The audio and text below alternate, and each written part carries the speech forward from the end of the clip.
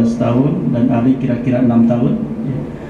Kemudian lanjut kita Bani Umayyah selama 90 tahun. Nah, yang sekarang akan kita bahas adalah Khilafah Bani Abbas atau disebut dengan Abbasiyah. Kenapa saya sebutkan dengan istilah Bani Abbas dan Abbasiyah? Bisa dibesarkan. Ya.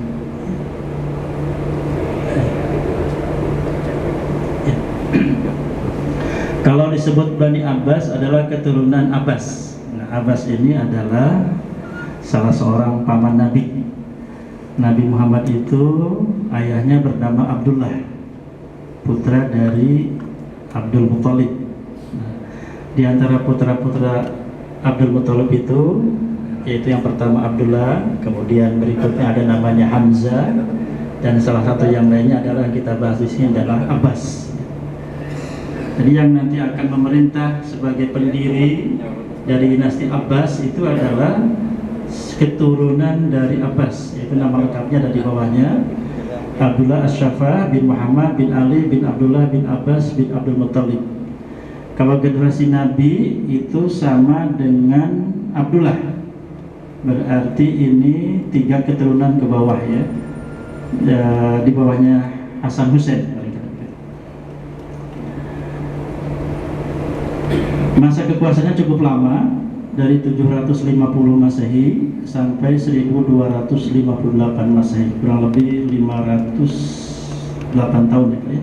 Itu ya, 508 tahun, 5 abad ya, 5 abad. Kalau dihijrahkan 132 Hijrah, 656 Hijrah. Bapak sekalian, perlu kita ambil sebagai satu pengetahuan, kalau usia kita 33 tahun itu Masehi atau Miladiah, hijrahnya hakikatnya tambah 1 tahun, jadi 34 tahun. Kalau kita 66 tahun, hakikatnya adalah 68 tahun. Di atas 70 tambah 3. Jadi karena setiap tahunnya selisihnya adalah 2 minggu ya, misalnya sekarang kita sebentar lagi akan menghadapi Ramadan, itu jatuh pada tanggal berapa bagiannya? 6 Juli ya, 6 Juni. Coba Bapak-Bapak perhatikan, tahun berikutnya maju 2 minggu gitu ya. Jadi setelah kalkulasi itu setiap 33 adalah 1 tahun. Pola pemerintahannya berbeda sesuai dengan perubahan politik, sosial, dan budaya. Dibagi dalam 5 periode utama. Yang pertama 750 sampai 847 itu disebut sebagai periode pengaruh Persia pertama. Kenapa di sini ada pengaruh Persia? Persia itu adalah Irak, terutama adalah Irak.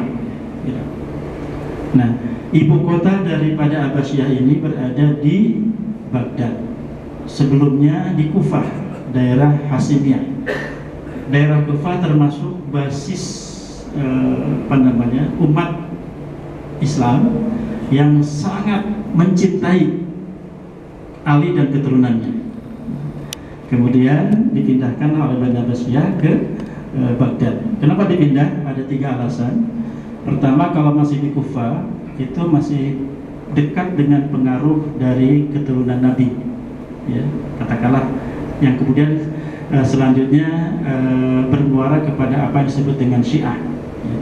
Kemudian yang kedua, terlalu dekat dengan Damaskus. Damaskus itu adalah pusatnya pemerintahan Umayyah ya, dinasti sebelumnya.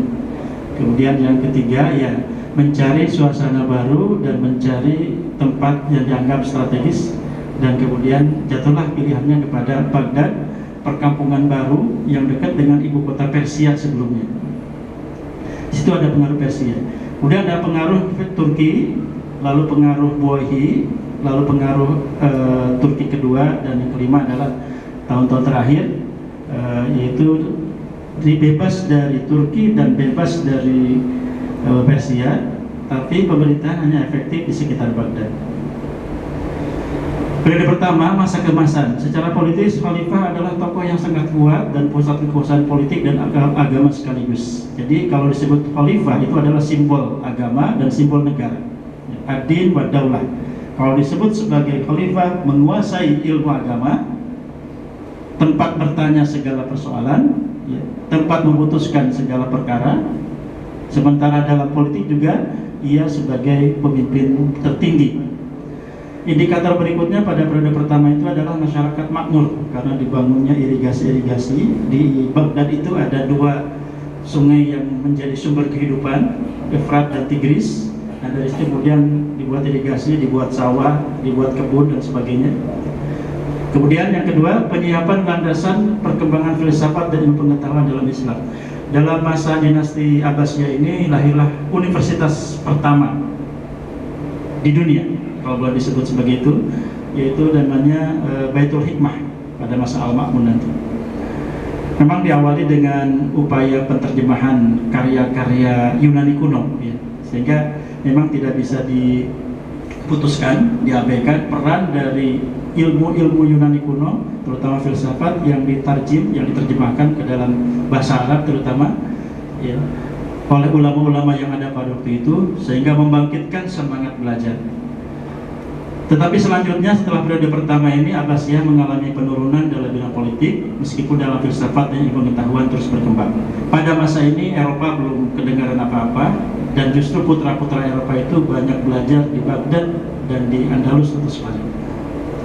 Nama-nama khalifah yang sangat dikenal sebagai pendiri ada dua namanya, Abul Abbas Asy-Syafa, memerintah 750 sampai 754, hanya sebentar, cuma 4 tahun. Yang paling fenomenal adalah Abu Ja'far Al-Mansur, ini kurang lebih 21 tahun, ya, 754 sampai 75 Masehi. Itu yang saya ceritakan di depan tadi, memindahkan ibu kota dari Al-Hashimiyah, Kufah ke Baghdad, dekat ibu kota Persia kuno. Bapak-bapak sekalian barangkali pernah atau sekarang melihat ya, kalau di samping masjid ada menara gitu ya, menara tempat speaker kalau sekarang. Nah, dulu menara itu tempat muadzin yang suaranya keras dan sangat merdu itu mau naik ke atas dan adzannya di situ. Jadi kalau tadi Pak Giono adzan itu harus naik ke menara dulu. Pada zaman Persia, ya, pada zaman Persia, menara ini terjadikan sebagai tempat api menyala, kayak pon gitu ya, ada api menyala. Mereka sembah-sembah di sana. Nah, jadi menara ini merupakan adaptasi dari kebudayaan Persia ke dalam Islam. Dari kata manar, manar itu asalnya anar, api, kemudian menjadi menara, tempat speaker sekarang itu. Jadi wadah tetap, tapi isinya berbeda gitu. Itu namanya asimilasi. Seperti halnya nanti akan terjadi asimilasi Islam dengan budaya lokal di Indonesia. Mengangkat wazir itu adalah menteri membawahi departemen. Ini pada masa Bani Umayyah belum ada. Bani Abbasiyah, Al-Mansur ini khalifah yang kedua, ini sudah ada kebijakan seperti itu. Kemudian membentuk protokoler negara, sekretariat negara, polisi dan tentara profesional, hakim, ya. Salah satu hakim yang terkenal namanya Abu Yusuf. Abu Yusuf itu santri atau murid paling disayang oleh Imam Abu Hanifah.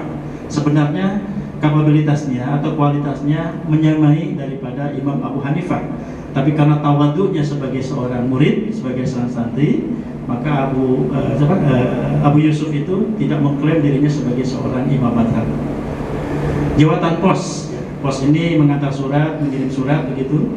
Dan jangan lupa waktu itu juga sudah ada BIN, kalau kita Bakin atau BIN, nah di sana sudah ada intelijen negara.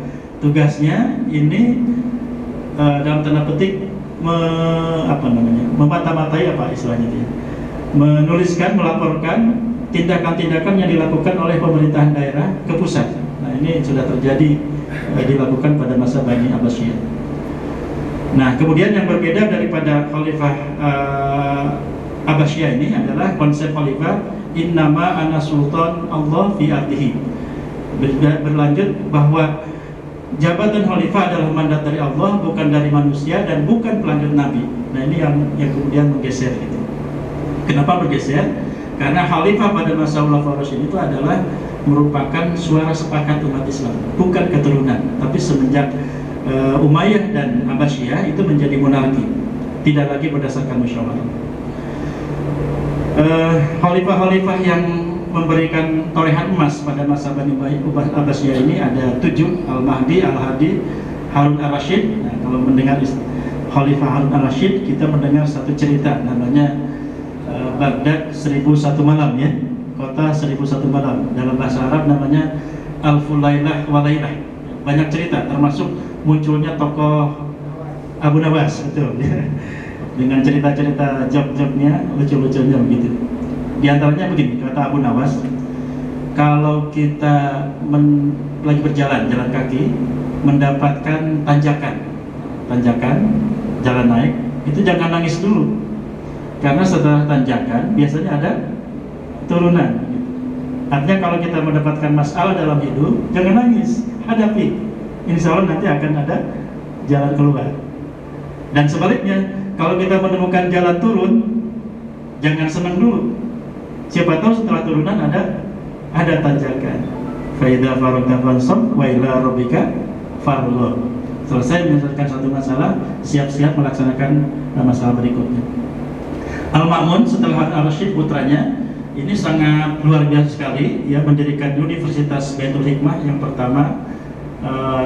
Seluruh ilmuwan muslim hadir pada masa lahir dan hadir pada masa 7 khalifah yang disebutkan di sini, terutama pada masa Al-Ma'mun, termasuk imam madhab yang 4, ya, Imam Syafi'i, Imam Hanafi, Imam Maliki, Imam Hambali. Jadi di sini terjadi linear, ya.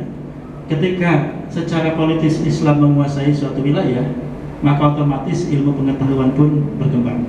Lahirlah ilmuwan-ilmuwan. Ciri-ciri khas Bani Abbas, ya, dengan memindahkan ibu kota dari Damaskus ke Kufah dan sebelumnya ke Baghdad, dari Kufah dan sebelumnya Damaskus, maka pemerintah Abbasiyah ini jauh dari pengaruh Arab, ya. Karena ciri Arab sentris itu pertama sami'na wa ata'na, yang kedua tradisionalis, ya. Sementara ciri Persia adalah rasionalis, kemudian di situ ada musyawarah. Bangsa Arab itu terkenal sebagai bangsa sastra, ya, bangsa sastra, syair dan sebagainya. Ya, Bapak-bapak kenal syair-syair Arab? Ya, misalnya laisal fata may yaqulu kana abi walakinnal fata may yaquluha anada. Ada yang belum nikah di sini, ya? Pemuda, iya. Hai para pemuda, jangan kau tunjukkan ini adalah dadaku, ya. Tunjukkanlah mana dirimu dan jangan kau tunjukkan ini hasil bapak ibuku, gitu kira-kira terjemahnya. Lalu kalau ada pengantin baru, ada syairnya juga. Ya laitul, ya, wahai malam, berlama-lamalah malam itu, panjanglah malam itu. Matahari jangan dulu muncul. Apa artinya? Malam pengantin itu, malam yang bersejarah itu ingin selama-lamanya, ya. Tapi kan itu sifatnya laita, sifatnya sesuatu yang tidak mungkin. Ciri khas berikutnya dalam penyelenggaraan negara terdapat jabatan wazir, ya, menteri yang sebelumnya tidak ada, lalu dibentuknya tentara profesional. Namun nanti akan menjadi senjata makan tuan. Kenapa saya sebutkan senjata makan tuan? Bani Abbasiyah ini memang pemimpin pemerintahan, pemimpin negara. Tetapi setelah periode pertama ini lewat, kemudian menjadi jabatan boneka. Selanjutnya yang mengatur adalah tentara yang profesional yang berasal terutama dari Turki. Dari Turki yang tadinya menjadi pengawal, kemudian menjadi penentu kebijakan. Dalam bidang pendidikan dibentuknya majelis ilmi dengan berbasis kutab dan masjid. Kutab itu seperti majelis ta'lim. Ini terutama diperuntukkan bagi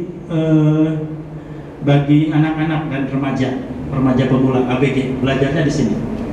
Tapi seiring dengan ilmu yang didapatkan, lalu mereka kemudian menuju ke para ahli ulama, ya, terutama rumah-rumah mereka. Ya. Waktu itu belum ada pemikiran dibentuknya universitas, tapi seiring dengan perkembangan waktu dan berdirilah universitas. Kemajuan ilmu pengetahuan yang ada pada masa Bani Abbas atau Abbasiyah. Terjadinya asimilasi bangsa Arab dengan bangsa lain. Dengan Persia ini dikenal kuat dalam pemerintahan. Karena dari dulu ada Persia, ada Bizantium. Kemudian dari Eropanya ada Romawi. Filsafat dan sastra. India, ada kontak antara Islam dengan India. Yaitu di India kedokteran, matematika, astronomi. Yunani apalagi, ya, terjemahan ilmu terutama filsafat. Jadi ada kantong-kantong keilmuan Yunani, Baghdad, kemudian Mesir, India dan Cina. Maka salah satu hadis Nabi berbunyi utlubul ilma walau bisin, tuntutlah ilmu walaupun ke negeri Cina. Gerakan penerjemahan dalam 3 fase, Masa Al-Mansur, Abu Ja'far Al-Mansur, Harun Ar-Rasyid dan Al-Ma'mun, terutama dalam bidang astronomi dan mantik. Mantik itu bermain logika dalam ilmu Islam. Salah satu karya mantik yang terkenal misalnya Johar Maknun, ya, Johar Maknun. Alhamdulillahilladzi qad ahraja nataijul fikri li arbabi hijab, itu di antara syair-syairnya. Seperti begini. Kalau kita mendengar ungkapan al-insan hayawanun natik, manusia itu adalah hewan, tapi hewannya hayawanun natik, hewan yang bisa berpikir. Kalau manusia tidak bisa berpikir, maka itu sama dengan hewan. Itu dalam pendekatan mantik. Kira-kira contoh seperti itu. Fase kedua, filsafat dan kedokteran. Ulama-ulama yang saya sebutkan di sini, misalnya Ibnu Sina, ya, Ibnu Sina aktif itu karyanya itu menjadi referensi kedokteran di Eropa. Fase ketiga, pembuatan kertas, ya, ditemukan pada masa Bani Abbasiyah. Dulu nulis di mana? Nah, di bahan-bahan yang bisa ditemukan. Kita kenal dengan daun, dengan kulit binatang yang dikeringkan, gitu. Lahir pula imam madhab dalam bidang fikih, ada 4. Imam Abu Hanifah, cirinya adalah rasionalis, ya. Kenapa rasionalis? Karena tempatnya di Baghdad. Kalau ketemu masalah-masalah yang tidak didapatkan dalam Al-Quran dan hadis, ya, daripada hadis dhaif, Imam Abu Hanifah lebih mengedepankan ra'yu, pemikiran. Maka lahirlah namanya qiyas dan sebagainya. Sementara ulama-ulama yang tinggal di Madinah seperti Imam Ahmad bin Hambal itu lebih suka hadis dhaif daripada ra'yu. Maka nanti kalau bapak-bapak membaca dalam sejarah fikih ushul fikih, ulama pada masa-masa ini akan terbagi kepada 2 kutub. Kutub ahli ra'yu, ahli pemikiran, rasionalis. Ini bloknya adalah blok Baghdad, ya. Sementara ulama yang lebih mengedepankan hadis dhaif, ini bloknya adalah blok Madinah Makkah. Jadi lebih mengedepankan maksudnya. Dalam hal apa? Dalam hal yang sifatnya bukan untuk hujjah atau dalil. Kalau semua untuk dalil, untuk hujjah, semua sepakat harus hadis sahih dan hadis hasan.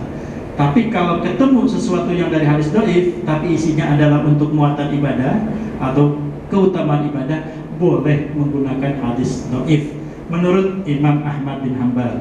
Tapi kalau menurut Imam Abu Hanifah, lebih baik menggunakan ra'yu atau pemikiran. Akan disebut sebagai rasionalis. Imam Malik tradisionalis, ya. Sementara Imam Syafi'i dan Hambali itu tengah-tengah, tradisionalis, rasionalis. Dan khusus untuk Imam Syafi'i dikenal sebagai imam madhab yang yang hati-hati sekali dalam berbagai contoh. Kalau ada istri diceraikan oleh suaminya, iddahnya itu 4 bulan 10 hari. Kenapa? Dari 3 kali suci. Sementara Imam Hanafi 3 kali haid. 3 kali haid jatuhnya 90 hari. 3 kali suci jatuhnya kurang lebih 100 hari lebih. Nah, kenapa? Khawatir setelah haid tuntas masih ada bercak-bercak darah haid. Itu sangat hati, diantara contoh sangat hati-hatinya Imam Syafi'i. Kemajuan politik dan kebudayaan dicapai oleh pemerintahan Islam pada masa klasik. Yang sebetulnya klasik adalah dari masa Nabi sampai 1250. Tidak ada tandingannya pada masa itu. Seiring dengan kemajuan peradaban dan kebudayaan, sehingga Islam mengalami masa keemasan, kejayaan dan kegemilangan. Kalau ini belum sempat saya masukkan ke slide, di antara yang membuat faktor mundurnya Abbasiyah adalah yang pertama, sikap poya-poya kaum istana. Yang kedua, kalau awal-awal dekat dengan umat, khalifah berikutnya jauh dari umat, mementingkan diri sendiri. Kemudian yang ketiga, serangan eksternal Jadi di timur bangsa Mongolia itu yang ke Indonesia pada masa Majapahit ya, ada Kublai Khan, ada namanya Genghis Khan, lalu Hulagu Khan, lalu ada Timur Leste. Itu sangat bengis, barbar sekali. Jadi kalau ketemu musuh sudah takluk, tetap harus dihabisi, penggal begitu saja, seperti ketemu bukan manusia gitu. Sehingga diceritakan dalam versi yang ini masih bisa diperdebatkan, ada dua orang tentara Mongol di Baghdad itu lagi ngobrol di pos gitu, lewat wanita hamil. Mereka tebak-tebakan, kira-kira si wanita hamil itu sedang hamil laki-laki atau perempuan bayinya. Kata ini laki-laki, kata ini perempuan. Ayo kita buktikan, dipanggil, neng sini neng, mbak sini mbak. Apa yang terjadi? Langsung ngambil pedang, di black ini. Itu diantara ciri-ciri barbarnya orang Mongolia. Yang kedua, kepala-kepala yang terpenggal itu disusun, dijadikan piramid. Kemudian yang ketiga, perpustakaan yang penuh dengan karya-karya para ulama, buku-buku, kitab-kitab itu dibakar habis, atau enggak dilempar ke Sungai Tigris, karena mereka tidak mengerti dengan isinya.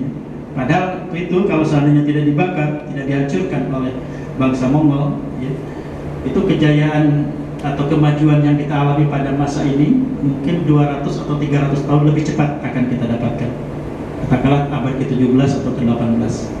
Karena semua kemajuan-kemajuan dunia itu terinspirasi oleh apa yang dihasilkan pada masa Bani Abbasiyah.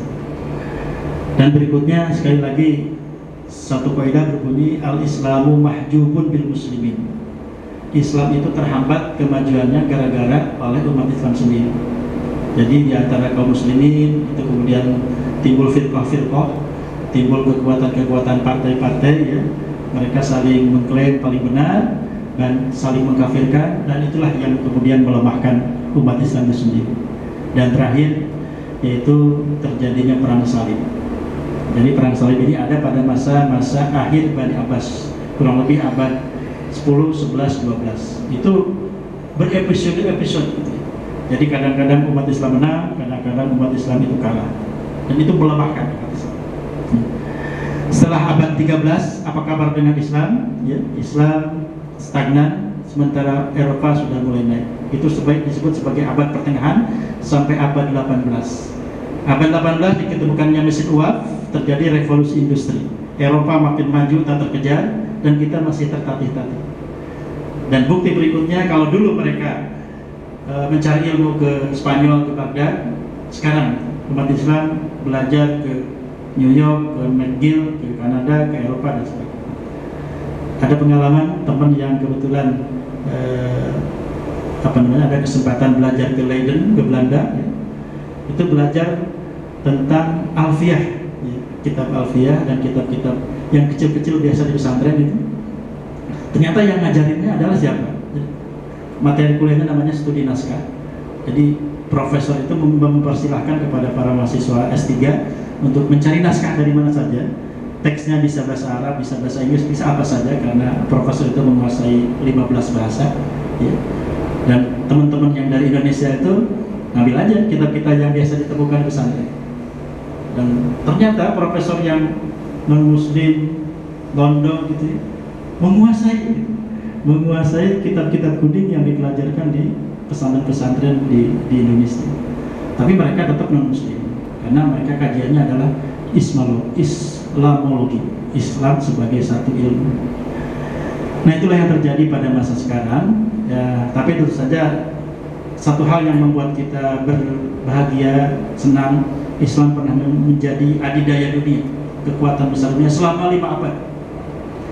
Dan yang kedua, kita juga refleksi. Kata Allah, firman Allah dalam Al-Quran, wa tilkal ayyamu nudawiluha bainan nas. Akan kami pergilirkan nasib, kadang-kadang di atas, kadang-kadang di bawah. Islam waktu itu pernah di atas, tapi lengah, akhirnya di bawah. Nah, sekarang yang sedang di atas juga jangan lengah, siapa tahu nanti akan berada di bawah. Itu saja yang dapat saya sampaikan. Sudah 12.43, barangkali mau ada keperluan-keperluan yang lain, isoma atau soimah, sholat, istirahat, makan ya. soimah. Kalau isoma istirahat, sholat, makan. Mudah-mudahan bermanfaat bagi bapak sekalian. Insya Allah silaturahmi kita akan terus memanjang. Kita berdoa kepada Allah semoga apa yang kita lakukan semuanya bernilai ibadah kepada Allah Subhanahu wa taala. Mohon maaf atas segala kesalahan. Wal afu minkum, ihdinas siratal mustaqim. Wassalamualaikum warahmatullahi wabarakatuh.